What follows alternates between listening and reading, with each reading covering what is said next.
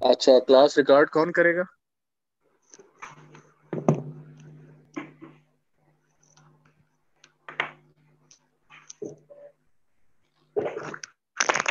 चलो, आप में से कोई ऑलरेडी कर रहा है तो पहले इसको कर ले ताकि बाकियों को शेयर कर दें।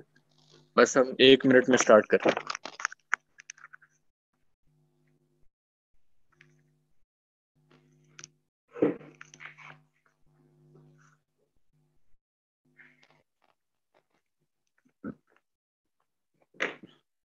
अच्छा जी।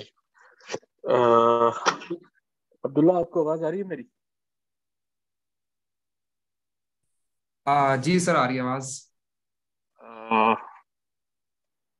चलें, बाकी लोग भी साथ ही आज थोड़ा हम स्ट्रेटजी अपनी चेंज करेंगे।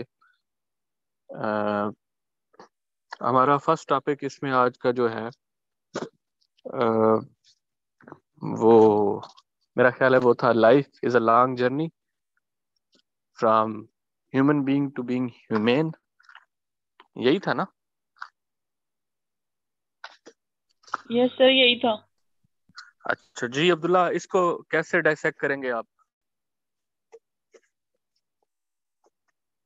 जल्दी जरा। सर, सबसे पहले इंट्रोडक्शन, और फिर उसके बाद एक एक्सपोजिटरी पैराग्राफ है, उसमें ये लिखूंगा कि what is a human being and what does it mean to become humane. और उसमें ह्यूमन बीइंग की फिलोसॉफिकल जो डेफिनेशन है थोड़ी सी, उसके बारे में बात करूंगा।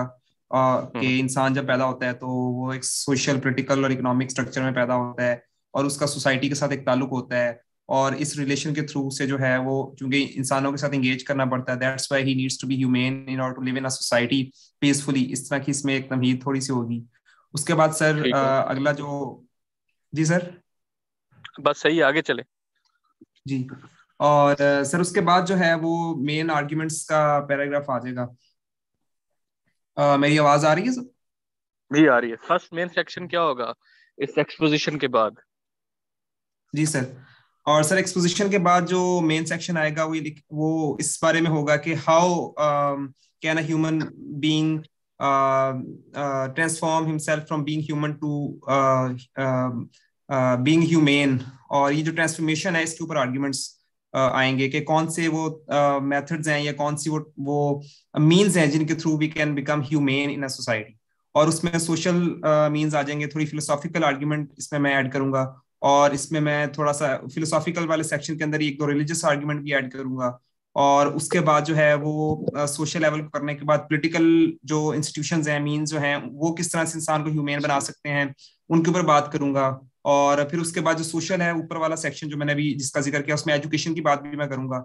और पॉलिटिकल इंस्टीट्यूशंस के बाद इकोनॉमिक जो सिस्टम है इस वर्ल्ड का, वो किस तरह से इंसानों को ह्यूमेन बनाने में अपना रोल अच्छा, प्ले कर सकता है, उसके ऊपर इधर बात इधर करूंगा। इधर इधर थोड़ा सा मैं आपकी जो डायरेक्शन है, क्योंकि आपको आइडिया है कि एग्जामिनर सबसे पहले जिस चीज को देखता है वो देखता है रेलिवेंस। जी अब सर। ये है कि लाइफ इज अ जर्नी।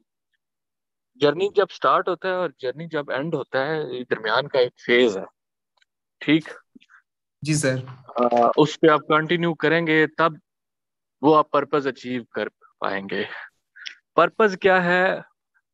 वो हाली ने कहा था कि फरिश्ते से बेहतर है इंसान बनना, मगर इसमें लगती है कुछ मेहनत ज्यादा।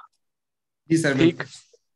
तो पर्पस क्या है कि एक नॉर्मल होमोसेपियंस उससे, एक ह्यूमन बीइंग से, जो ट्रांसफॉर्मेशन का जो सफर है वो बड़ा तवील है अगर समझा जाए तो। और उसमें बहुत कुछ करना पड़ता है। ठीक, वो ऐसे नहीं हो जाता। क्या क्या करना पड़ता है उस रास्ते में, उस जर्नी में? बेसिकली ये ऐसे इसके ऊपर है। हम इसको ज्यादा सोशल, इकोनॉमिक, पॉलिटिकल साइड जिस तरह हम हर ऐसे में करते हैं वो हम कर देंगे तो फिर ये इतना वो रेलिवेंट नहीं रहेगा। तो सबसे जी पहले सर, बिल्कुल। हमने स्ट्राइक करना है वो इसमें इस बात के ऊपर करना है कि बेसिकली ये जो जर्नी है, पहले तो हमने वो प्रूव कर दिया एक पैराग्राफ में कि what is the difference between a human being and being human. अब बीइंग ह्यूमन बनना, अब ये जो बनने का सफर है, उसमें हम क्या क्या करेंगे तो हम ह्यूमन समझे जाएंगे। ठीक, तो पहला सेक्शन हमारा इसके ऊपर होगा कि ये जर्नी बेसिकली है क्या, ह्यूमनिज्म का जर्नी, बीइंग ह्यूमन का जर्नी, ये है क्या, व्हाट डज इट मीन। तो इसके ऊपर मुझे सिर्फ 2 आर्ग्यूमेंट्स आप दें जो आपकी तरफ से होंगे, अब्दुल्ला की तरफ से। अभी आप लोग सोचना शुरू कर दें, आउटलाइन साथ साथ बनेगी। ठीक, 2 आर्ग्यूमेंट्स अब्दुल्ला देगा, एक आर्ग्यूमेंट इरम सलीम देगी, और एक अवैस खान देगा। ठीक, एक हसन मलिक देगा, एक इम्तियाज अहमद देगा। ये 8 आर्गुमेंट इसमें होने चाहिए। ये जो जर्नी है from being human being to being humane, इसके ऊपर। जी अब्दुल्ला, साथ साथ लिखते जाइएगा, जो अब्दुल्ला आर्गुमेंट दे वो आप लिखते जाएं, आउटलाइन आपकी साथ साथ बनेगी। जी सर, चूंकि सर अब आपने बताया कि ये वो जर्नी है जिसमें हमें कुछ ऐसा करना चाहिए जिसे करने के बाद हमें ह्यूमेन समझा जाएगा, तो इस पर्सपेक्टिव से सर जो पहला आर्ग्यूमेंट मेरे जहन में आ रहा है वो कुछ इस तरह से है कि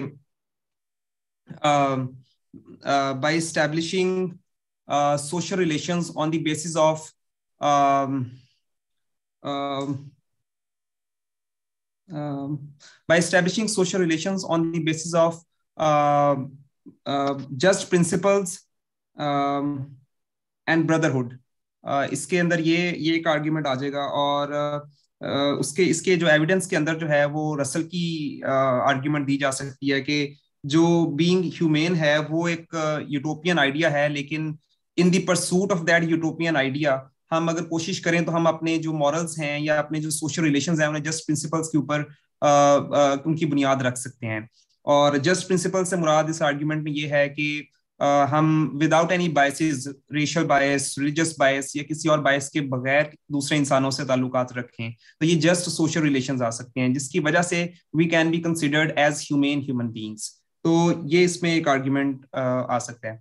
उसके बाद जो दूसरा आर्ग्यूमेंट इसमें आ सकता है वो ये आ सकता है कि जो एक सोसाइटी में जो एग्जिस्टेंस है ह्यूमंस की वो तब ह्यूमेन हो सकती है जब उसमें एक्सप्लॉयटेशन नहीं है। तो जो एक्सप्लॉयटेशन है हमारे रिलेशनशिप्स के अंदर विद अदर ह्यूमन बीइंग्स, वो चाहे इकोनॉमिक एक्सप्लॉयटेशन है या सोशल है, ये इन दोनों स्फीयर्स के अंदर उसे मिनिमाइज करना चाहिए। तो we can be considered humane when our society is less exploitative of. इधर जरा रुके।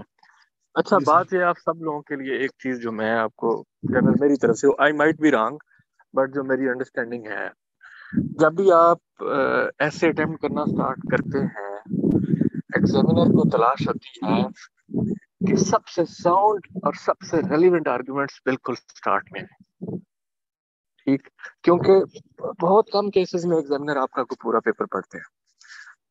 आपको शुरू में ही बड़ा साउंड फुटिंग पे होना चाहिए। अब इसमें, और वो तब आप होंगे जब आप जरा जंप नहीं करेंगे अभी, क्योंकि आपको मैंने सोचने का इतना मौका नहीं दिया। टॉपिक मैंने पहले से दिया हुआ था, मुझे था कि आप सब लोगों ने इसके ऊपर काम किया हो। देखें, जब आप टॉपिक को हिट करते हैं तो आपने उस ब्रेन स्टॉर्मिंग के प्रोसेस में यही तो आइडेंटिफाई करना है कि बात बेसिकली शुरू कहाँ से होती है। हमने एजुकेशन का पहला पहला जो टॉपिक किया था, फ्यूचर ऑफ पाकिस्तान, तो उसमें हमने पॉवर्टी का जिक्र सबसे पहले क्यों किया था? क्योंकि दुनिया का सबसे बड़ा मसला आज भी पॉवर्टी था, कल भी पॉवर्टी था। ठीक, और यही रहेगा।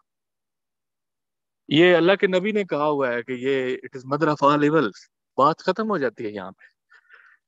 तो अब जब हम इसकी बात करते हैं, ह्यूमैनिटी की, बीइंग ह्यूमेन की, ह्यूमनिज्म की, तो बात शुरू यहाँ से होती है कि ये जो होमोसेपियन है इसको दूसरों से मतलब मुमताज किया गया है, डिस्टिंग्विश किया गया है। तो उसकी कुछ रीजन है। एक रीजन तो चलें ये है, वो इकरा बिस्म रब्बिक लज़ी खलक, अशरफुल मखलूकात वाली वो बात।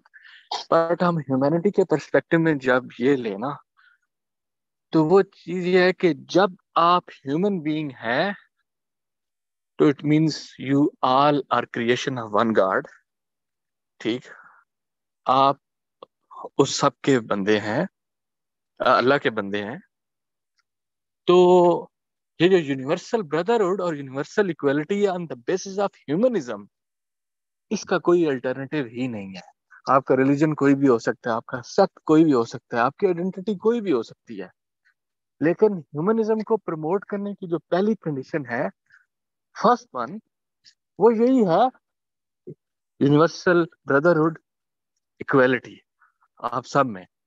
तब यहाँ से ये बात शुरू यहाँ से होती है। तो मेरा ख्याल है जो फर्स्ट आर्गुमेंट है वो, या फर्स्ट जो स्टेप है इस जर्नी का, वो पहले इस हकीकत का इदराक है या अंडरस्टैंडिंग है कि all human beings by virtue of being human beings are equal, और जब वो इक्वल हैं तो फिर उनका इक्वल ट्रीटमेंट, इसकी एक्सेप्टेंस, ये जरूरी है। तो बात शुरू यहाँ से होनी चाहिए। क्लियर है? जी सर, बिल्कुल, थैंक यू सर। अब इसके बाद एक आर्गुमेंट हमारा ये हो गया, ये आप लोग लिख लें। दूसरा आर्गुमेंट अब्दुल्ला बताएं, और आप क्या क्या करेंगे from being human being to being human. आपने आइडेंटिफाई कर लिया, इस हकीकत का इदराक हो गया कि यूनिवर्सल ब्रदरहुड, इसके बाद जी सर, इसके बाद जो आर्ग्यूमेंट मेरे जहन में आ रहा है वो कुछ इस तरह से है कि दूसरों के साथ ब्रदरहुड इस्टेब्लिश करने के बाद इंसान की जो अपने अपने एक्शंस हैं, या अपनी जो उसकी एक सोसाइटी में या इस वर्ल्ड के अंदर एग्जिस्टेंस है, वो कुछ प्रिंसिपल्स या कुछ रूल्स बाय रूल्स चलनी चाहिए। वो it shouldn't be governed by Hobbesian principle के जिसका जो दिलाया आपने वो कर दिया है। सो जो बीइंग ह्यूमन है, that process demands a human being to be a rule governed citizen of this world। तो ये दूसरा आर्ग्यूमेंट सर मेरे जहन में आ रहा था। अच्छा जी, चलें जी, इरम सलीम अब आप बताइए।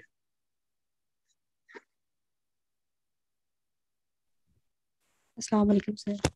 वसलाम, अपने हिस्से का एक आर्गुमेंट दें। सर मैं आर्गुमेंट ज़रूर बता दूं, लेकिन अभी तक मुझे ये जो आपने बताया है हेडर, उसकी सही समझ नहीं आई है। हमारा फर्स्ट जो मेन सेक्शन है, पहले हमने बेसिकली हमने एक्सपोज कर दिया टॉपिक को कि व्हाट इज द जी difference between human being and being human. अब जी, जाहिर है ये समझ। ये एक स्टेज है ह्यूमन बीइंग की, और एक फाइनल स्टेज है ह्यूमन की। ठीक, यहाँ से वहां तक जाने का एक रास्ता है, तो उस रास्ता वो क्या है, वो हमारा दूसरा इसके बाद वाला सेक्शन होगा। ट्रांसफॉर्मेशन जो है बेसिकली एक ह्यूमन बीइंग से, या जर्नी जो है। ट्रांसफॉर्मेशन के फैक्टर्स हमें बताने होंगे इसमें। हाँ जी, हम्म, ठीक है सर। एक तो जैसे इन्होंने बताया है, दूसरा ये भी हो सकता है सर, अभी जो आपने यूनिवर्सल ब्रदरहुड इक्वालिटी की बात की है, इसको हम ऐसे भी लिख सकते हैं, acceptance of universal and natural truth. ये तो हो गया ना, आप अपनी तरफ से दें। जी सर, एक ये भी है कि ability to understand the sufferings and misfortunes of others, कि मतलब हमें उनका हम देखते हैं कि सफरिंग है दुनिया में या पॉवर्टी है, तो हम एक कॉमन गोल या एक कॉमन काज जो है ना, उसको अपना एक एजेंडा बना लेते हैं, या एक वो, और उसके लिए हम मिल के कोशिश करते हैं, बिकॉज हमें पता है कि हम एक सोसाइटी का पार्ट हैं।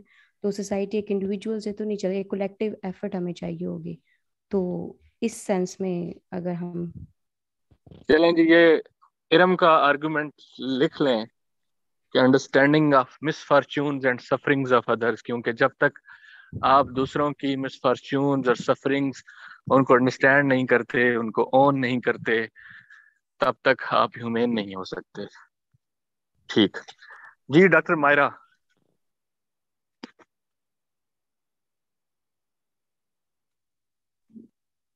सर।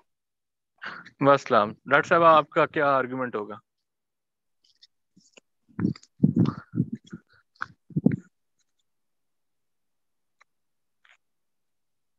सर। जी वसलाम, आपको आवाज आ रही है मेरी? जी सर, आ रही है। अच्छा, आपका क्या आर्गुमेंट होगा? Sir, doing away with inflicting any pain to others. अच्छा, यानी कि avoiding inflicting pains to human beings. जी। जो दर्द दिल है, ये इंसानियत का जो आप कहते हैं, वो होना चाहिए कि आप दूसरों को पेन इन्फ्लिक्ट ना करें। Yes sir. जो बुद्धा का डॉक्ट्राइन था मेन। ठीक। इसके ऊपर आप जब पैराग्राफ लिखेंगी तो एग्जाम्पल क्या देंगी? सर, केस इन पॉइंट्स मैंने अभी ऐड नहीं किए, अभी माइंड में।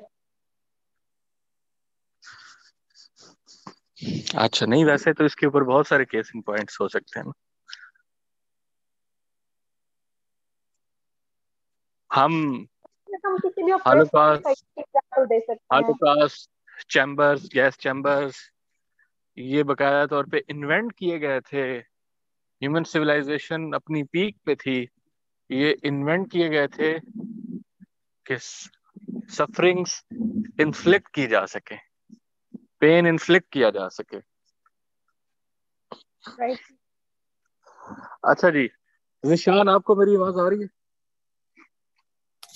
जी अस्सलाम वालेकुम सर। वालेकुम। निशान, 3 आर्गुमेंट हमारे हो गए, क्या थे जी तीनों?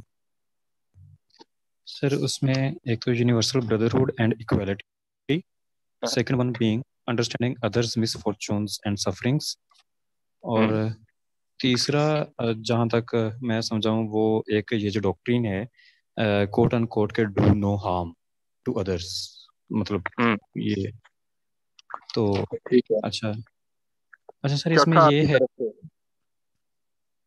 जी सर इसमें एक तो एक छोटी सी चीज़ एक्सपोजिशन में कि ये जो ह्यूमन बीइंग और बीइंग ह्यूमन में जो डिफरेंस है, ह्यूमन बीइंग हाँ, उसका एक बायोलॉजिकल कंस्ट्रक्ट है, ये इट ऐसे is he a species of one of many species present on the earth, जबकि जो ऐसे ही है। बीइंग का जो है वो एक सोशल कंस्ट्रक्ट है, वो मोरल कंस्ट्रक्ट है, एथिकल एक आइडिया है बिल्कुल कि इस एक स्पीशीज को जो कि one among many other species, इसको हमने कैसे वहां तक लेके जाना है जो अशरफुल मखलूकात है।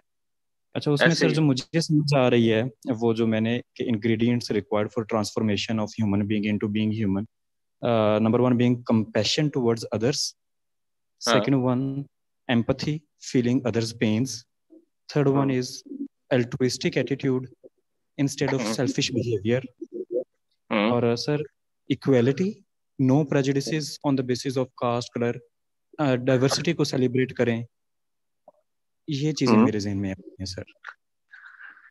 चलें, और सर आपने ये एक आर्गुमेंट की बजाय 2-3 आर्गुमेंट ऐड कर दिए, क्योंकि ये सारी चीजें एक दूसरे से लिंक करती हैं। लिंक्ड है जी सर। इक्वालिटी वाली तो बात हम पहले कर चुके हैं, एम्पैथी वाली भी हम कर चुके हैं, चले हमने उसको और अंदाज में की। ठीक। नो हार्म्स टू अदर्स और कंपैशन, चार्टर ऑफ कंपैशन कभी पढ़िएगा इसकी, कैरन आर्मस्ट्रांग, छोटी सी बुक ओके है, सर। 95 रुपीज की मिलती है। तो अच्छा, अभी आप ऐड क्या करेंगे पहले 3 सर आर्गुमेंट्स में? मैं ये 2 मेन आर्गुमेंट जो आप ऐड करेंगे। सर अगर आप उनको काउंट कर रहे हैं कि ये कंपैशन एम्पैथी हो गया है, तो मैं जो ये ऐड करूंगा वो यही है, अल्ट्रुइस्टिक एटीट्यूड, हम्म, जो उसको मेन बनाता है। अगर आप mother Teresa case in point, ये अब्दुल सारिदी साहब, he is a case in hmm. Point कि अल्ट्रुइस्टिक मतलब जाते जाते वो उन्होंने अपने इवन कॉर्नियाज भी डोनेट कर दिए थे। तो ये वो चीज़ है जो इंसान एक ह्यूमन बीइंग को ह्यूमेन बनाती है। That's my argument. ठीक हो गया। चले, आ, हसन मलिक। जी अस्सलाम वालेकुम सर। वाह, जी 5 हो गए, छठा ऐड करें। जी सर, मैंने ये ऐड किया है इसमें, जब सबसे पहले यूनिवर्सल ब्रदरहुड और इक्वालिटी आ गई, उसके बाद एबिलिटी टू अंडरस्टैंड भी आ गया, और मैं इसके बाद ऐड करना चाहूँगा कि उसके बाद आपको रिस्पॉन्सिबिलिटी लेनी चाहिए जो आपके इर्द गिर्द दुनिया है थी। इसमें मैंने केस इन पॉइंट दिया है यूनाइटेड नेशन ऑर्गेनाइजेशन का कि दुनिया ने एक लंबा सफर तय किया है, ठीक है। मतलब इंसान तो वो थे, लेकिन उनको बीइंग ह्यूमन बनने के लिए काफ़ी लंबा अरसा लगा, जिसमें उन्होंने उस दरमियान उन्होंने बहुत सारी जंगें लड़ी और बहुत सारा जो है वो खून खराबा हुआ, लेकिन उन्होंने एक लंबा एक सफ़र तय किया इस दुनिया की जो है ना वो रिस्पॉन्सिबिलिटी लेने के लिए।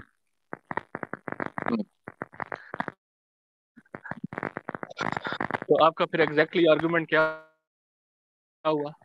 सर मेरा एग्जैक्टली है taking the responsibility of the world around.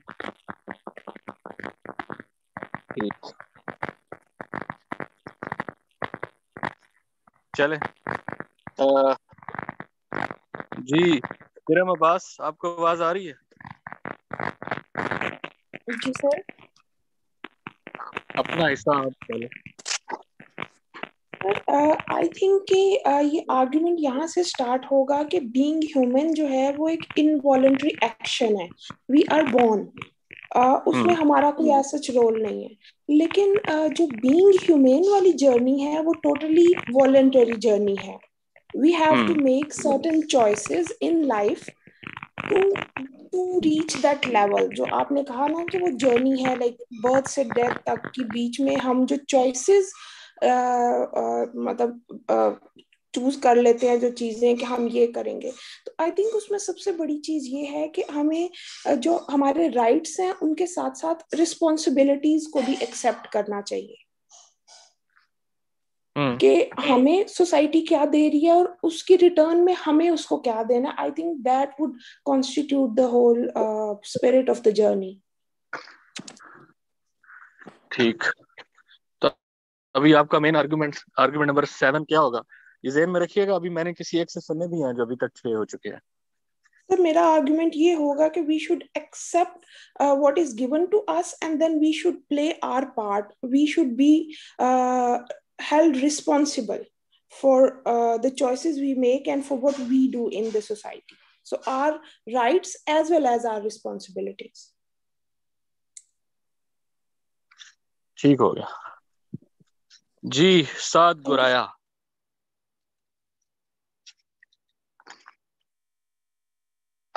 Ji sir, अस्सलाम वालेकुम। साद आप सर बताएं। ये 8वां हमारा आर्गुमेंट ये हो सकता है कि हमें जो हमारा इर्द गिर्द इन्वायरमेंट है उसकी हमें रिस्पॉन्सिबिलिटी लेनी चाहिए, मतलब इन्वायरमेंटल कंजर्वेशन, इसका ये केस इन पॉइंट में इसका मतलब है आप इसमें सिर्फ ह्यूमैनिटी तक नहीं रखेंगे, इसमें सारी मखलूकात आ जाएंगी, उनकी तरफ जी भी सर, आप जो अदर लिवेबल ऑर्गेनिज्म है ना उनका भी तो हक है इस प्लेनेट में। ठीक हो गया, सही है। और इस पे आप कोई एग्जांपल कोड क्या देंगे? सर इस पे हम वर्ल्ड वाइड फंड जो इन्वायरमेंटल की प्रोटेक्ट या एनिमल्स की प्रोटेक्शन की तरफ काम कर रहा है उसकी एग्जांपल दे देंगे, या क्लाइमेट चेंज के लिए जो ऑर्गेनाइजेशंस काम कर रहे हैं अच्छा उसका ठीक भी हो, हम पॉइंट ऐड कर सकते हैं, या जो शेल्टर होम्स बने हुए हैं डिफरेंट एनिमल्स के लिए उसकी हम मिसाल दे सकते हैं। ठीक हो गया जी। जुनैरा डोगर। जी सर, अस्सलाम वालेकुम। बस सलाम।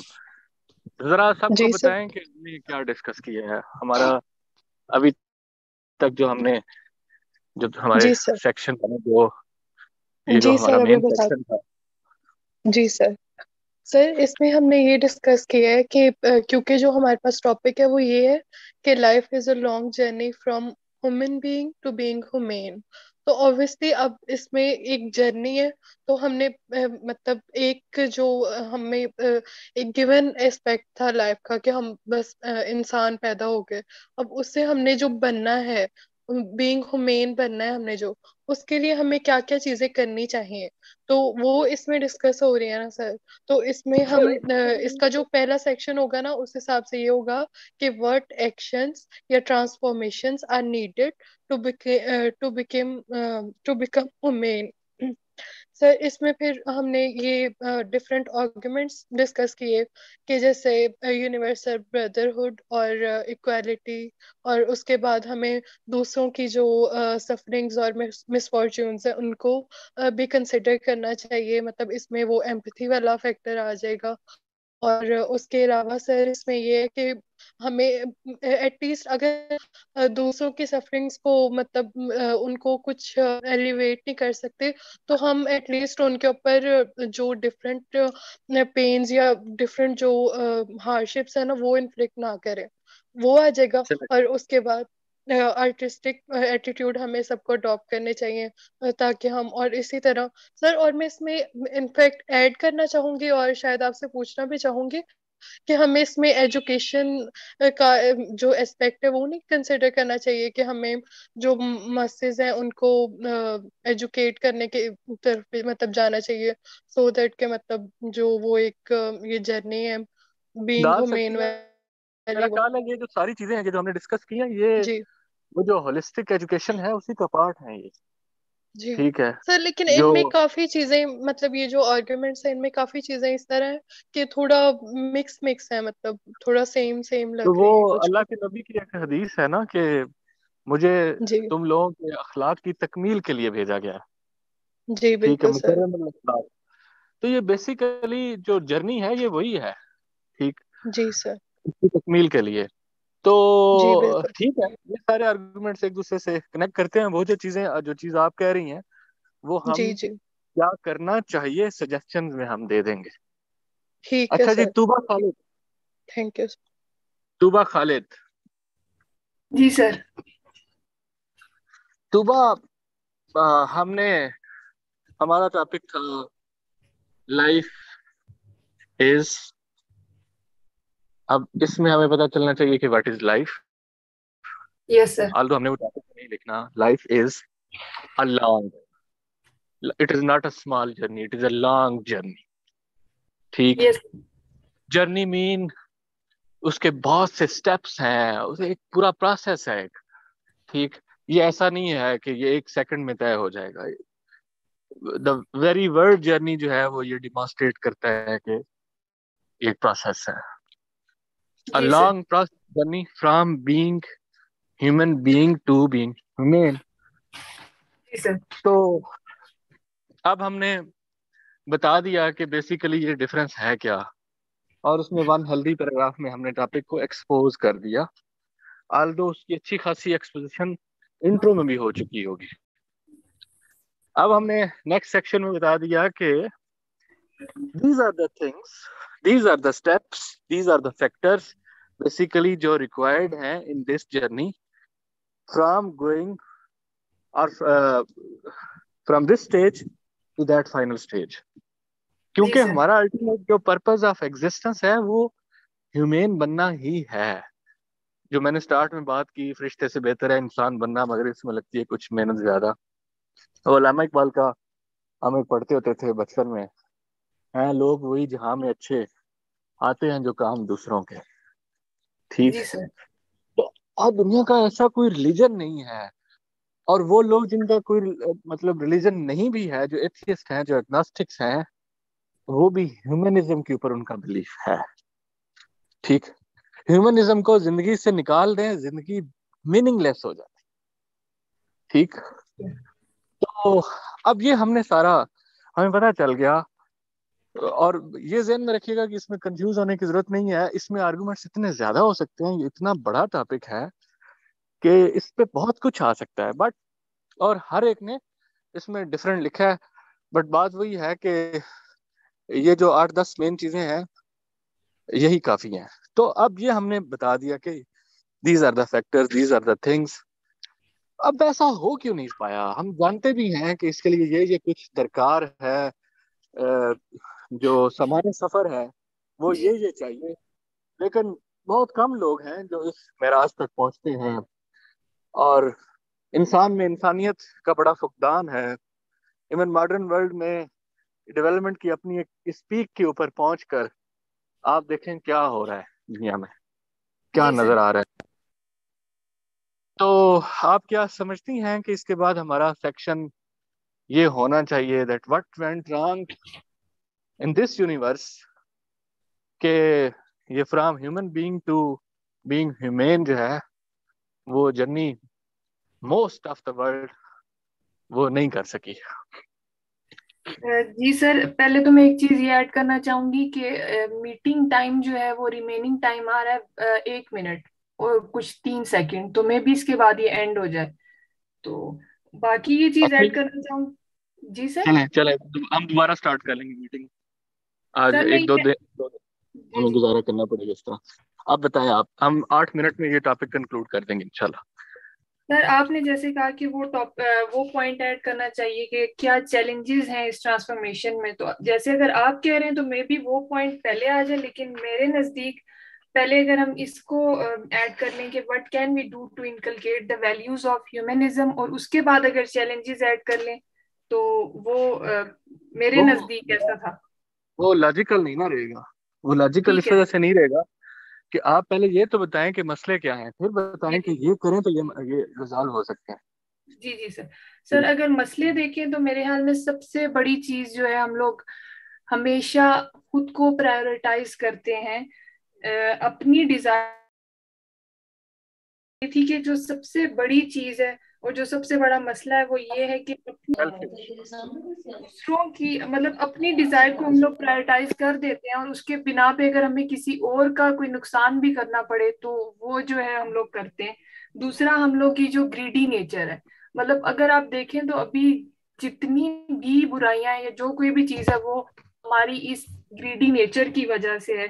फिर ये कि हम लोग दूसरों की नीड से अपने बेनिफिट को एक्सट्रैक्ट करने की कोशिश करते हैं, वेल्थ को गैदर करना और उसी को ही अपना मकसद हयात समझ लेना। जैसा कि एक शेर में भी है कि दर्द दिल के वास्ते पैदा किया इंसान को, वरना तात के लिए कम न थे करूं बयां। तो जो इबादत है उसके लिए तो फरिश्ते भी काफी थे, वो उस मकसद इबादत नहीं था, मकसद था कि इंसान दूसरे इंसान का दर्द समझ सके और उसको अपना जो जैसे आपने कहा कि ह्यूमन बनने में जो है बहुत टाइम लगता है, बहुत लॉन्ग जर्नी है, तो वो ये अपनी अपने से बढ़ के अगर जब दूसरों को देखता है तो वो उस लेवल पे जा सकता है, उससे पहले कभी भी नहीं जा सकता। और फिर यही वजह है कि इस लेवल पे बहुत कम लोग जाते हैं कि उन लोगों को मेरे ख्याल में मकसद हयात की समझ नहीं आती, या उनके नजदीक वेल्थ और अपनी डिजायर सबसे ज्यादा इम्पोर्टेंट होती हैं एज कंपेयर टू बाकी लोगों के। तो यही रीजन है मेरे नजदीक। चलें, बिल्कुल ठीक, बिल्कुल ठीक। ये जो आपने इन्होंने जो शेर ऐड किया है, आप इसकी English translation as a case in point दे सकते हैं। It is relevant. अच्छा जी, मून चीमा, मून चीमा यार, ये अपने बाकी लोग तो माइक ऑफ कर दें, मतलब आपको तो बार बार बताने की जरूरत नहीं है। सर एक पॉइंट ऐड करना चाह रहा था, अगर काइंडली इजाजत हो। जी करें सर। सबसे पहले आपने वो कहा ना कि हमारा जो है ना होना चाहिए पहला पॉइंट जो आपने ब्रदरहुड का बताया पिछले सेक्शन में, उसके साथ सर आजकल जो फिर मसला चल रहा है ना अपना दुनिया में, वो डाइवर्सिटी को हम ना एक्सेप्ट नहीं करते। तो हम अपनी जो है ना अपनी सिविलाइजेशन दूसरों पे इम्पोज, जैसे कि हम हंटिंगटन ने कहा था कि क्लैश ऑफ सिविलाइजेशन लिखा था, तो वो हम किसी पॉइंट दे के हम ये पॉइंट ऐड कर सकते हैं कि जो है ना हम जो है ना diversity should be given acceptance to muffle up the class stratification. बिल्कुल ठीक, बिल्कुल ठीक सर। वो ये सेकंड नंबर पे आना चाहिए ये पॉइंट, क्योंकि ये सबसे बड़ा मसला आजकल ये चल रहा है। तो ब्रदरहुड के बाद आपका पहला पॉइंट ये हो, और सेकंड पॉइंट जो है ना ये डाइवर्सिटी वाला होना चाहिए कि किस वजह से जो ब्रदरहुड ये सर हो रहा है। सही है, सही है, सही है। Sir excuse me. जी बोले जी। मून, आपका आर्गुमेंट क्या होगा? हमारे जो थर्ड सेक्शन है उसका एक तो तुबा ने हमें कहा कि selfishness, greedy nature of human beings, it is the bone of contention, source of most of the conflicts and evils in the world. जी सर। आप क्या कहेंगे? Sir violent nature of man and lust for power. ये सिर्फ man होगा या woman भी होगी? ओवरऑल। अच्छा, मैंने कहा आप सिर्फ हमें ही रगड़ रही हैं। नहीं सर। अच्छा, violent nature of human beings. Yes sir. ठीक। सर एक्सक्यूज मी, जी सर कुछ पॉइंट्स मैं ऐड करूं इफ यू अलाउ मी। जी विनोद बोले। जी सर, सबसे सर पहला पॉइंट होना चाहिए रेशियल और religious superiority. It is the basic bone of contention in the path of being human for a man। ठीक सर, जिसकी जो ठीक है। मतलब सर बेसिक वजह है सर हेट्रेड की towards the people of other sects, ethnicity, races और रिलीजन्स। ठीक सर। और सर उसका ठीक उसके बाद सर सेकंड पॉइंट सर जो मैंने लिखा है वो है सर प्राइड ऑफ वेल्थ। ठीक सर, ठीक because when somebody get proud of his wealth he begins to hate or consider others inferior to himself। ठीक सर। ठीक और सर तीसरा पॉइंट सर जो मैंने नोट डाउन किया है सर वो है अनब्रिडल्ड recourse to materialism। क्योंकि सर हम जितना भी स्पिरिचुअलिटी से दूर होते जाएंगे हम उतने ही बेहस होते जाएंगे सर। ठीक है ना सर, स्पिरिचुअलिटी होनी चाहिए इंसान के अंदर if we want to have a human nature. ठीक सर। ठीक। और सर जो लास्ट पॉइंट सर जो मैंने नोट किया है वो सर है insensitivity towards the suffering of others, बेहसी। बिल्कुल ठीक। चलें। अच्छा जी, सुंबल भट्टी। अस्सलाम वालेकुम सर। वालेकुम सलाम जी। सुंबल आप बताइए। सर इसमें मैं जो एक पर्सपेक्टिव ऐड करना चाहूँगी वो एजुकेशन का करना चाहूँगी कि हमारी एजुकेशन को इस तरह से डिस्टॉर्ट कर दिया गया है कि लोगों में ह्यूमनिज्म ही खत्म हो गया है। वो जो चीज़ एक एलिमेंट आना चाहिए एजुकेशन में वो नहीं रहा है। और सेकंड सर मैं रिलीजन का डालूंगी कि डिस्टॉर्ट कर दिया रिलीजियस वर्जन, किस चाहे वो कोई भी रिलीजन हो, वो ह्यूमनिज्म को प्रमोट करता है लेकिन अब उसको खत्म कर दिया गया है। ठीक हो गया। चैलेंजेस तो इसमें अब इतने ज्यादा आ सकते हैं। बहरहाल ठीक है, ये हमारी इसकी एक अंडरस्टैंडिंग डेवलप हो गई। हमने जी जी अब्दुल्ला।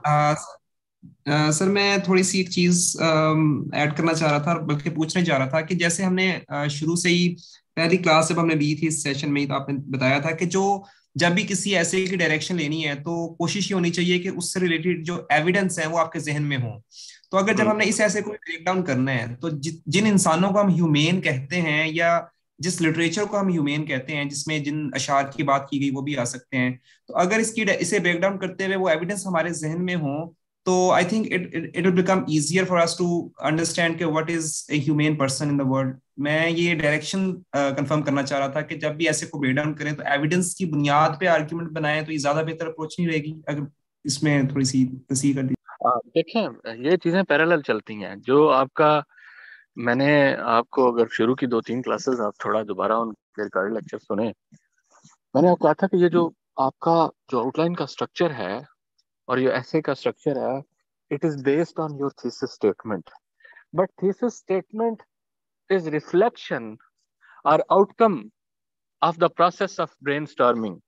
जब आप वहां पे बैठते हैं सोचते हैं, जब वो सोचते हैं तो बेसिकली क्या सोचते हैं?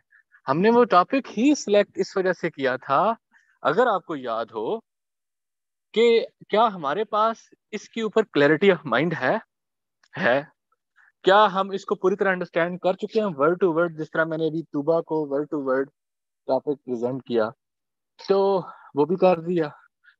अच्छा, अब क्या हमारे पास इसके ऊपर क्लिंचिंग आर्गुमेंट्स और एविडेंस है?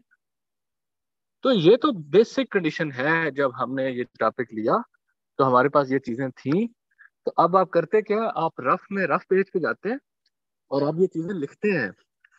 अच्छा जी, इसके ऊपर मेरे पास ये एग्जांपल्स हैं, ये मेरे पास रेफरेंसेस हैं, ये मेरे पास इसके ऊपर कुछ स्टैटिस्टिक्स हैं। आप ब्रीफली एक एक वर्ड में वो लिख देते हैं कि ये मेरे पास है। अब आपने उन सारी चीज़ों को अरेंज करना है। तो ये चीज़ें आपके पास होनी चाहिए। आपको टॉपिक ही वो सिलेक्ट करना चाहिए जिसमें आपके पास आर्गुमेंट के साथ साथ ये चीज़ें भी अवेलेबल हों। क्लियर है आपको? जी सर। सर आपके ख्याल में इससे में कोटेशंस कितनी होनी चाहिए? जी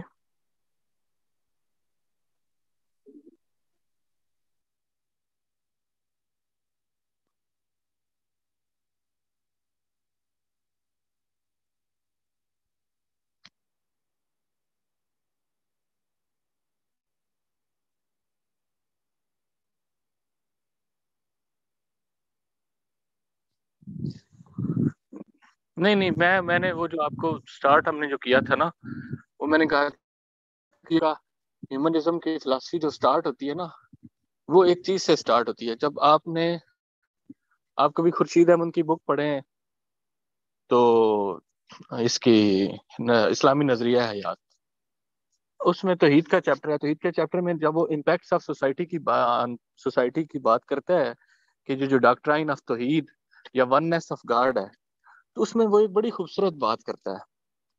और वो बात क्या है? वो कहता है कि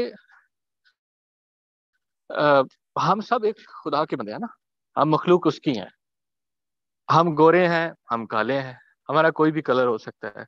जैसे अभी किसी ने डाइवर्सिटी की बात की, हमारा कोई भी रिलीजन हो सकता है, हमारा कोई भी अकीदा हो सकता है, कोई भी रेस हो सकती है। इवन इंसानों में पाए जाने वाले जितने भी डिफरेंसेस, आप 10,000 डिफरेंसेस इकट्ठे कर लें, लेकिन एक जो है ना, एक चीज वो खत्म नहीं हो सकती। वो क्या है कि हम एक ही खुदा के पैदा किए हैं। तो ये जो हम में सिर्फ ये एक एस्पेक्ट है, वो काफी है कि हम एक दूसरे को प्यार करें, हम एक दूसरे को रिकग्नाइज करें, हम एक्सेप्ट करें। तो ह्यूमनिज्म की तरफ जो फर्स्ट स्टेप है, अगर यहाँ से आप स्टार्ट करें बात, तो उस सारा जो फलसफा है ह्यूमनिज्म का, उसको अंडरस्टैंड करने में काफी आसानी हो जाती है। ये मैंने बात पूछी आपको। Excuse me sir. Sir clear है आपको? मुजीब, आपको बात क्लियर है? हाँ, क्योंकि जब देखे ना आपके ये फलां क्रिश्चियन है, मैं नहीं मानता इसको, बस मार दो इसको। फलां शिया है, मार दो इसको। फलां हिंदू है, मार दो इसको। भाई क्यों? क्या इनका रिलीजन डिफरेंट है इस वजह से आप कह रहे हैं? क्या इनका सेक्ट डिफरेंट है इस वजह से? तो हम ये क्यों ना सोचें कि पैदा करने वाला तो एक है। जब पैदा करने वाला एक है तो मेरा ख्याल है ये एक चीज काफी है इंसानों को इंसानों से मोहब्बत करने के लिए, प्यार करने के लिए। सलाम सर। जी वसलाम सर, लेकिन इसमें जो मेरा भी पॉइंट यही था कि जो मैस्लो हायरार्की ऑफ नीड है, या जो कार्ल जंग की थ्योरी है कि first of all you need to be a human being so that you can go on to become an human. जो इकबाल का भी कॉन्सेप्ट है, खुद से खुद ही तक। तो अगर आप मैस्लो हायरार्की ऑफ नीड से भी अगर आप वो आइडेंटिफाई करें, तो वो ये कहता है कि पहले इंसानों की जो फिजियोलॉजिकल नीड्स और सिक्योरिटी नीड्स आप पूरी करेंगे, यानी कि आप पहले एक ह्यूमन बीइंग बनेंगे, तभी जाके आपकी जो सेल्फ एस्टीम नीड्स हैं, या सोशल नीड्स हैं, या सेल्फ एक्चुअलाइजेशन नीड्स हैं, या जो आपकी लिबरल जस्टिस की हो गई, ऑर्डर की हो गई, टॉलरेंस की हो गई, डाइवर्सिटी की हो गई, तभी वो पूरी होंगी। तो इसमें हम एक शुरू में हेडर नहीं दे सकते कि what exactly does human being mean, और how is human being the starting point of life. भाई जो हमने शुरू में टॉपिक को एक्सपोज किया है उसमें ये चीजें आ जाएंगी ना। हम अब हर वर्ड को तो एक्सपोज नहीं कर सकते ना।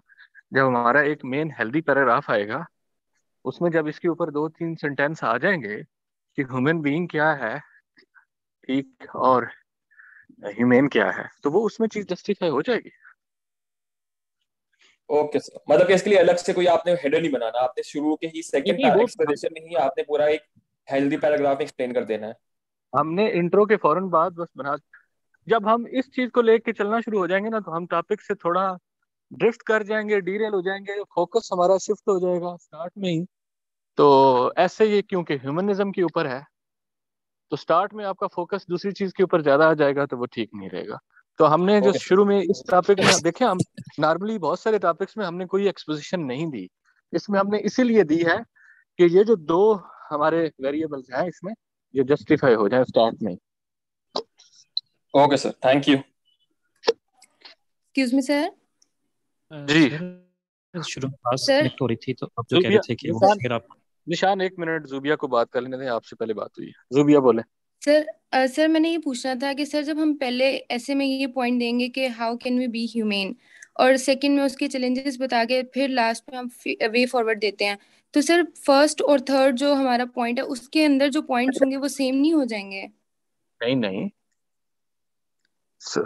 जो थर्ड है उसमें तो हमने उसमें भी तो ऊपर जो प्रॉब्लम मेंशन किए हैं, जो हाँ प्रॉब्लम जी मेंशन किए हैं वो सिर्फ हम उनकी बात करेंगे। सर, मैंने जब इसको किया था तो मतलब हम इसको ऐसे नहीं कर सकते कि हम जो पहला पॉइंट है उसमें ह्यूमन बीइंग और बीइंग ह्यूमन दोनों को एक्सपोज करते हुए बताएं कि मतलब वर्ल्ड में कुछ लोग ऐसे थे जिन्होंने अच्छा काम भी किया है और कुछ ने पाथ ऑफ डिस्ट्रक्शन लिया, जैसे मदर टेरेसा और हिटलर को कंपेयर कर लें, और इनको बता के फिर बताएं कि ऑब्स्टेकल्स क्या हैं बीइंग ह्यूमन में, और फिर एंड पे चैलेंजेस दे दें, ऐसा नहीं, वो वे फॉरवर्ड दे दें। पहली बात तो यह है कि वे फॉरवर्ड या सोल्यूशन या रेमेडीज हमेशा प्रॉब्लम्स के बाद आनी चाहिए, ठीक जी है? सर, एंड वो पे ही हमारा, बता रही हूँ। हाँ, और जो हमारा ये शुरू वाला पार्ट है ना, ये बेसिकली हमारा एक, क्या लें कि मेन फिलोसॉफिकल पार्ट है जिसमें हमने ये डिबेट जनरेट करनी है और इसको जस्टिफाई करनी है, और वो जरूरी भी है।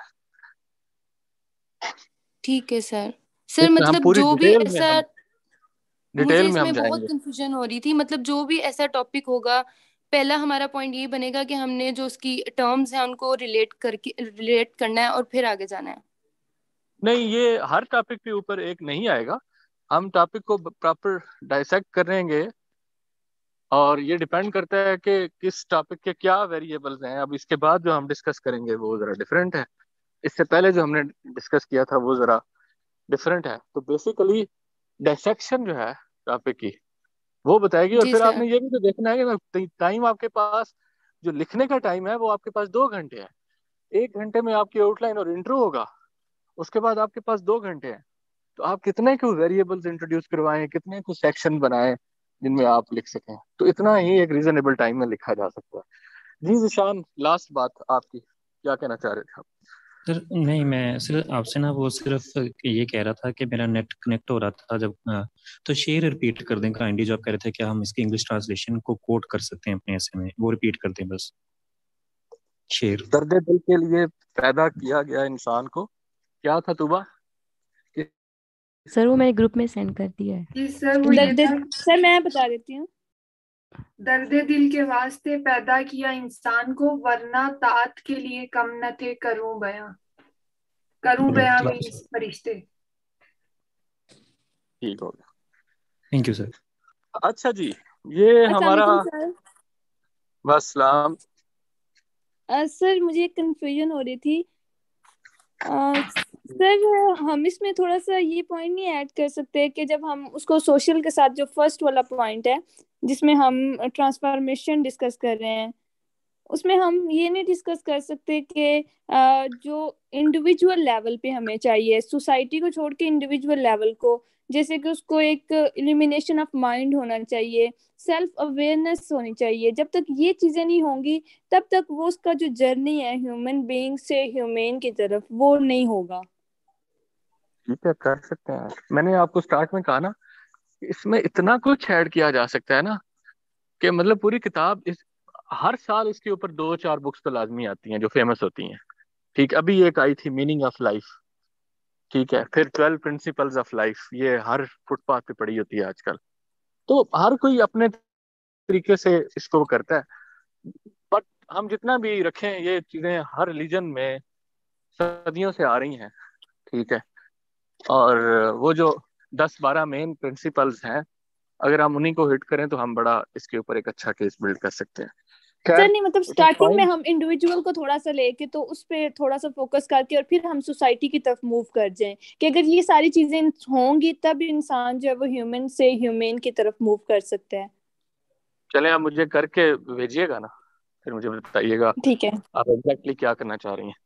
अच्छा जी, ये हमारा, अब इसको आज हमने कंक्लूड कर दिया। तो अगर ये तरीकाकार आपको बेहतर, एक सेकंड भी मुझे इंटरप्ट ना कीजिएगा,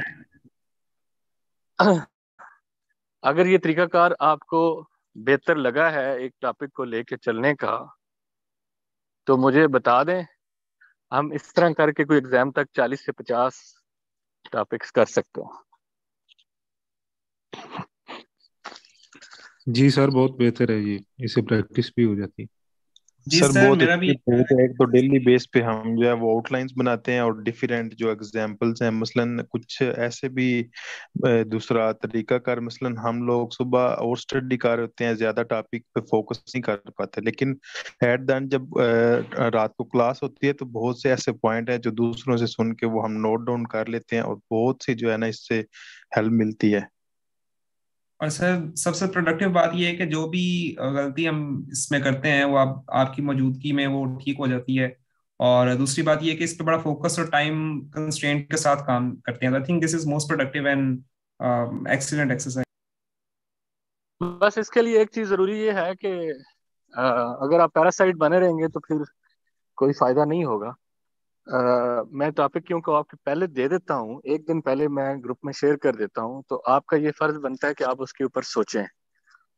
अब मैंने आपको ये टॉपिक दिया है, तो मैंने यकीन करें लास्ट ईयर भी इससे रेलिवेंट कुछ ना कुछ किया था, बट मैंने इसके ऊपर आज काफी सोचे, ठीक।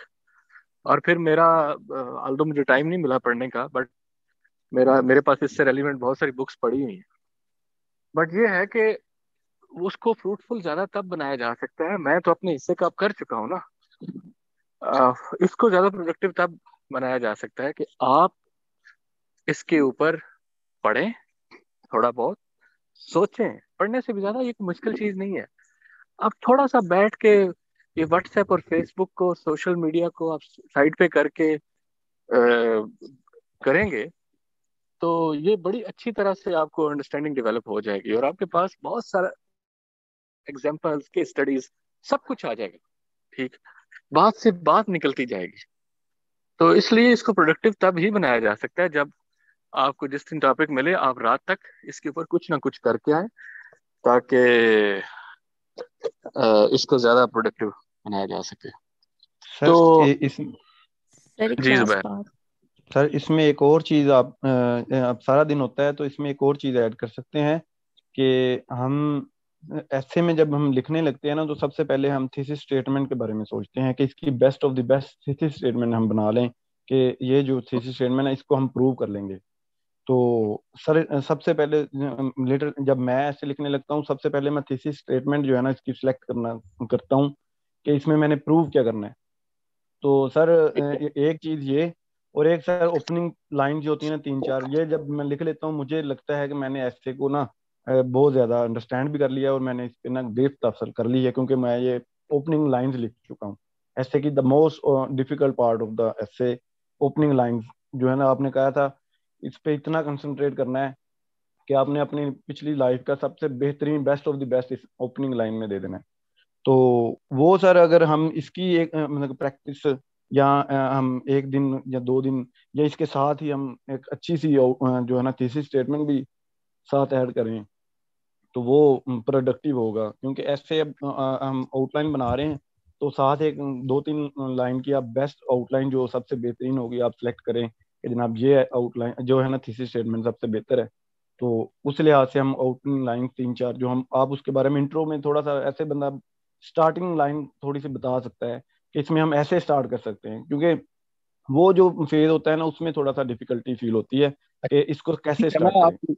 मैं ये जो थीसिस तो नहीं, मैं इस तरफ ओपनिंग लाइंस की तरफ मैं आने ही वाला था कि अब हमने आउटलाइन तो कर ली, हमें अंदाजा हो गया कि टॉपिक बेसिकली क्या है, अंडरस्टैंडिंग हमारी डेवलप होगी। अब मेन हमारा जो चैलेंज है दैट इज इंट्रोडक्शन। अब इंट्रोडक्शन जो है वो तभी हो सकता है जब आप करें खुद। मैं उसमें आप लोगों की इनपुट या वो मैं क्लास में ज्यादा प्रेफर इस वजह से नहीं करूंगा कि क्योंकि क्रिएटिविटी जो है ना वो फिर खत्म हो जाएगी। अगर आप में से मुझे पता है कि बहुत सारे हैं जो इसके ऊपर बड़ा शानदार इंट्रो लिखेंगे, बट जी सर। मेजॉरिटी ऐसी है जो उसको कॉपी करेगी कि जी इसने कर लिया ना ये, बस ठीक है, पेपर में अगर ये खुदा न खास्ता आ गया तो मैं मैनेज कर लूंगा, ये कॉपी कर लूंगा। इससे जो आपका पर्सनल रिफ्लेक्शन का प्रोसेस है, एक तो पहले ही सोशल मीडिया ने हमारा जो थिंकिंग और रिफ्लेक्शन का प्रोसेस है उसको बुरी तरह से डैमेज कर दिया हुआ है। दूसरा, अब हम भी ये समझते हैं कि ठीक है दूसरे ने कर लिया उसको देख के बस मैं कर लूं। अब मैंने जो ज़हन में एक प्लान था वो ये था कि जब हमारा टॉपिक के ऊपर अंडरस्टैंडिंग डेवलप हो गई तो फिर उसी रात या वेरी नेक्स्ट डे आप इसके ऊपर इंट्रो लिखेंगे, आप सोचेंगे, ठीक। और फिर हम जब हमारा एक वीक कंप्लीट हो जाएगा, पूरा एक हफ्ता, तो उसमें फिर हम इस जो 6-7 टॉपिक हमने एक हफ्ते में किए होंगे उसको हम एक सेक्शन रखेंगे जिसमें हम रिवाइज करेंगे, और उसमें मैं फिर जेनेरिक अपनी इनपुट दूंगा कि इसको ओपन ऐसे किया जाना चाहिए था या ऐसे करना चाहिए था। मैं वर्ड टू वर्ड डिक्टेट नहीं कर सकता या उसके ऊपर कि मैं कहूँ कि इसने अच्छा इंट्रो किया है सारे यही फॉलो कर लें। उससे ये जो 300 लोग हैं या 400 लोग हैं जो क्लास अटेंड करेंगे, उनकी अपनी क्रिएटिविटी खत्म हो जाएगी और पेपर में उनके लिए बड़ा मुश्किल हो जाएगा फिर। जी सर, आप बेहतर कह रहे हैं। वो बस आइडिया मतलब कि हमने देना होता है ना कि हम जब मैंने लिख लिया, मैंने अपनी तौर तरफ से सुबह मैंने बैठ के लिख लिया इंट्रो, उसका जो ओपनिंग लाइन के 4-5 पहले ओपनिंग लाइन है ना, उस पे सिर्फ मैंने बोल के आइडिया देना है। मैंने उसको आपको सेंड नहीं करना या जो भी मैंने स्टूडेंट्स को दिखाना नहीं, मैंने बस आइडिया देना। 4-5 जो प्रोडक्टिव लोग हैं वो आइडिया मतलब के देंगे ना, तो हमारे पास 5 आइडिया होंगे कि हम इसको किस तरह से लेके चल सकते हैं। ऐसे फिर सेल्फ जो हमारी है ना एबिलिटी इंप्रूव होगी। अब मैं इसको ठीक सिर्फ है, एक मैं एंगल से समझ रहा हूँ। सोचूंगा, हाँ, मैं सिर्फ इसको एक एंगल से सोचूंगा, फिर जो 5 लोग मुझे दिखाएंगे ना एंगल, तो वो मेरे लिए प्रोडक्टिव और मेरे लिए क्रिएटिविटी होगी कि मैं इस तरह से भी सोच सकता था इसको। बिल्कुल जी सर। ठीक। चलें, अच्छा जी, अभी हम जो मैं ज़रा जल्दी जल्दी में ये मेन हमारा टॉपिक डिस्कस हो गया, टाइम काफ़ी हो गया। मैं 2 चीज़ें आपको कहना चाहता हूँ। हमारा एक पाकिस्तान फेयर का मैंने टॉपिक मेंशन किया हुआ था, सर सैयद अहमद खान। सर सैयद अहमद खान जो आपका 1947 तक के जो टॉपिक्स हैं उनमें सबसे ज़्यादा इम्पोर्टेंट है। पेपर में आना या ना आना एक अलग बात है, बट जब भी कोई एग्जामिनर, एक ट्रेडिशनल एग्जामिनर पाकिस्तान फेयर का पेपर बना रहा होता है तो उसमें सर सैयद अहमद खान को इग्नोर करना उसके लिए एक चैलेंज होता है। तो ये आपका सबसे इम्पोर्टेंट टॉपिक है, इसको आपने अच्छे सोर्सेस से करना है। मैं जो कर सकता था, मैंने ऑलरेडी इसके ऊपर अपना रिकॉर्ड लेक्चर शेयर किया हुआ है, 2-3 घंटों का है, और मैंने कोशिश की हुई है कि जितना मैं सर सैयद अहमद खान को 3 घंटों में कर सकता था मैनेज, मैंने उसमें किया हुआ। तो लेकिन जब मैंने आपके पेपर चेक किए तो उसमें मुझे कुछ इश्यूज नज़र आए, और वो इश्यूज ये हैं। मैं अब सर सैयद अहमद खान के ऊपर दोबारा लेक्चर नहीं दे रहा, मैं सिर्फ आपको जो 1 मिनट में जो आपके इश्यूज हैं कि आपका सर सैयद अहमद खान के ऊपर जो भी क्वेश्चन आपको दिया जाता है आपका आंसर सेम ही होता है। वही आपके 90% स्टूडेंट्स का, आपने वही ट्रैक टू पाकिस्तान या सईद भट्ट की बुक या कहीं से भी जो आपके सोर्सेज हैं या इकराम रब्बानी,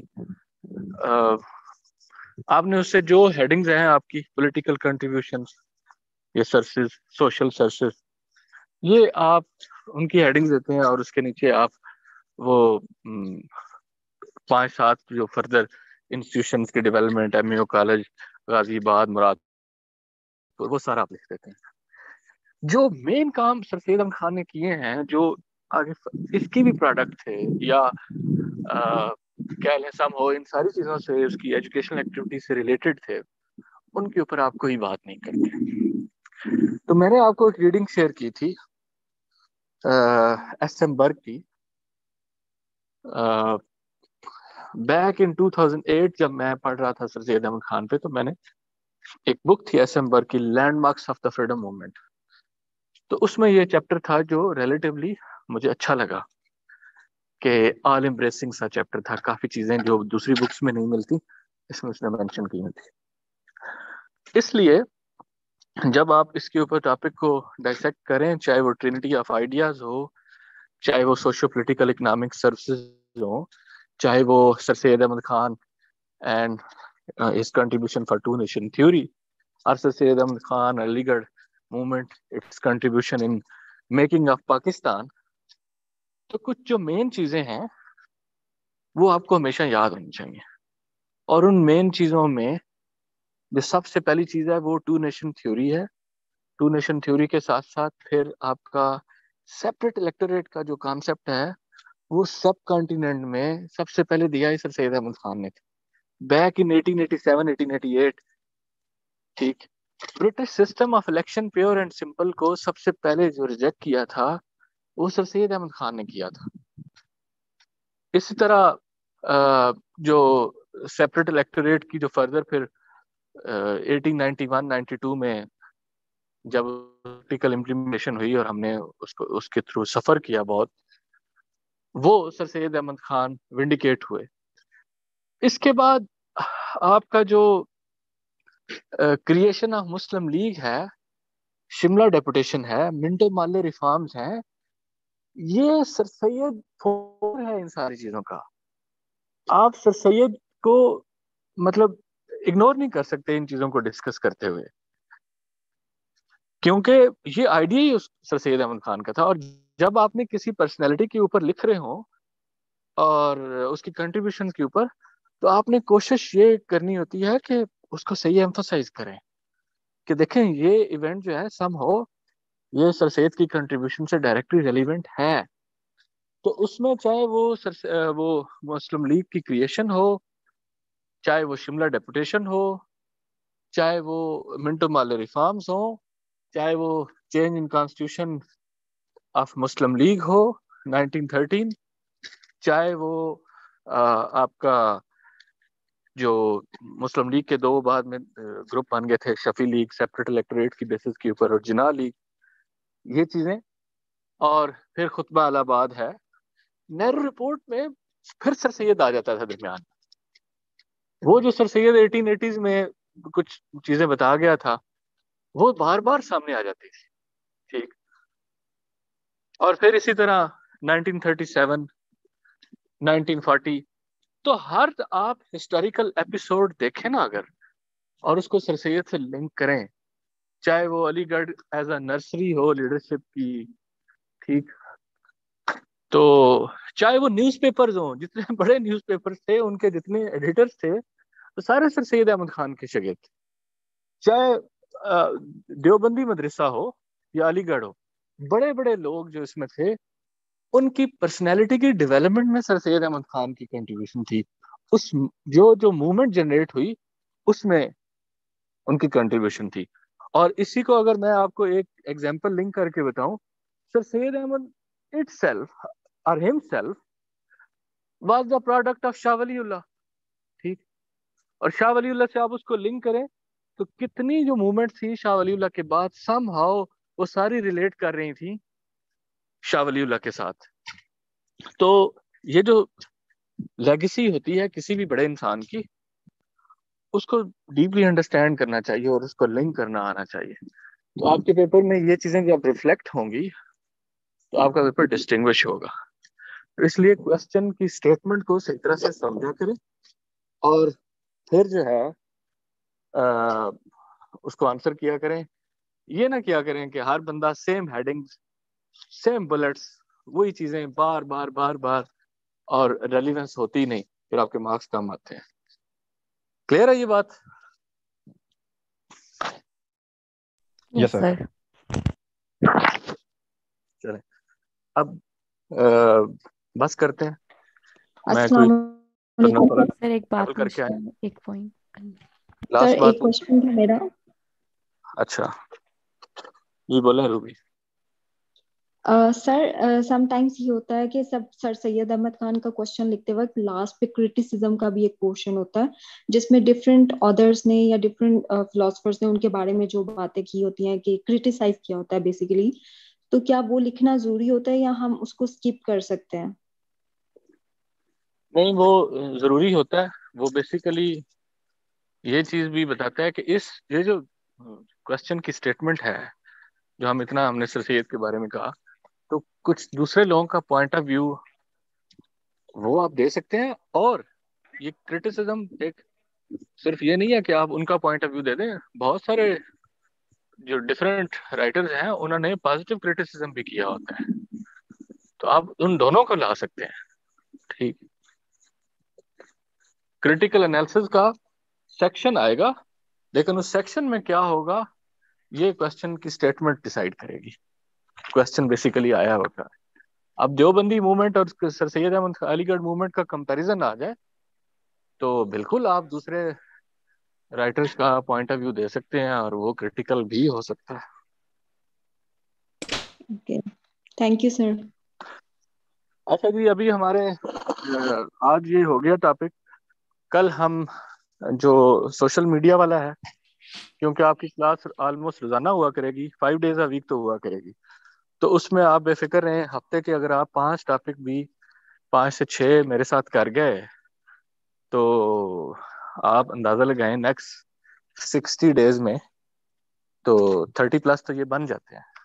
ठीक, तो कल हम जो भी आइंदा टॉपिक किया करेंगे उसकी सिर्फ आउटलाइन नहीं होगी, जो जुबैर ने कहा उसमें इंट्रो भी होगा। और this house is open for discussion, open for all kind of suggestions. आप कुछ भी इसमें ऐड करवाना चाहें आप करवा सकते हैं। अपना ख्याल रखें सर। वो क्या